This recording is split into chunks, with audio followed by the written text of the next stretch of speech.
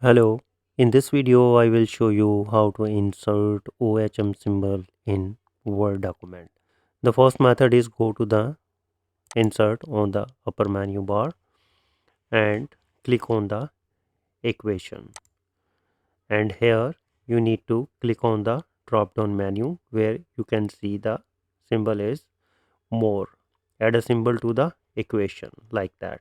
So click on that, and here you need to click on that Greek letters. Once you click on the Greek letters, and you will see here OHM symbol. Click on that and you will see OHM symbol is inserted. In the second method, again go to the insert, click on symbols, click on more symbols, and then here you need to select symbol. Click on that, and after that you will see that here OHM symbol. Click on insert and close it.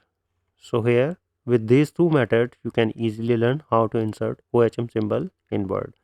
If you think this video is helpful, please support my channel. Thanks for watching.